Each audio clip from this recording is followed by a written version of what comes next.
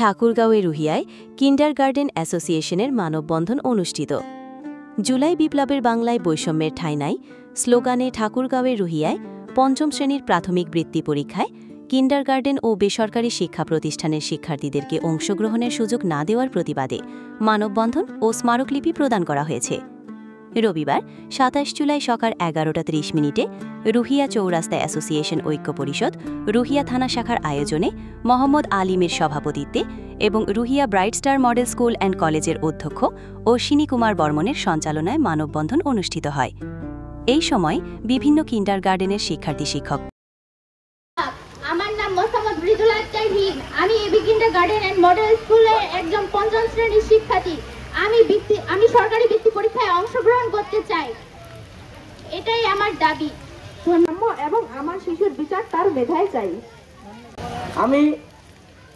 আমি বলতে চাচ্ছি যে আমাদের বৃত্তি পরীক্ষা কেন আমাদেরকে ইয়া করা হচ্ছে, আমরা কেন ওখানে বৃত্তি পরীক্ষা দিতে পারবো না, আমাদের বৈষম্য আমাদেরকে ফিরিয়ে দিতে হবে, কেন আমরা ওখানে বৃত্তি পরীক্ষা দিতে পারবো না। আমার নাম মোসাম্মদ সামিয়া আক্তার মাহি। আমি রুহিয়া এবি কিন্ডারগার্টেনের পঞ্চম শ্রেণীর শিক্ষার্থী।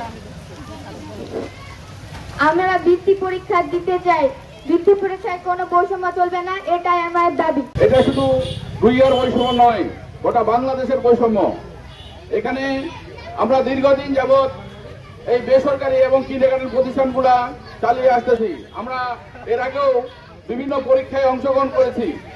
এই বর্তমান সরকার আমাদেরকে আমাদের এই দাবি যেন সরকার মহোদয় এবং বৈষম্যহীন সরকার মহোদয় যেন আমাদের এই দাবি রক্ষা করে, আমাদের দাবি যেন মেনে নেয়। সহজেই আমরা চাই আমরাও বৃত্তি পরীক্ষায় অংশগ্রহণ করে এই দেশের সঙ্গে যুগের সঙ্গে তাল মিলিয়ে আমরা মেধা বিকাশে অন্যতম বাংলাদেশের স্থান করতে চাই।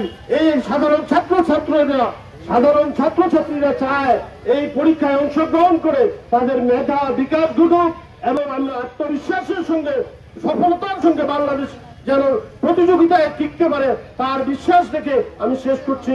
আসসালামু আলাইকুম। অংশগ্রহণ করবে কেজি স্কুলের ছাত্রছাত্রীরা বা বেসরকারি স্কুলের ছাত্রছাত্রীরা বৃত্তি পরীক্ষা অংশগ্রহণ করতে পারবে না।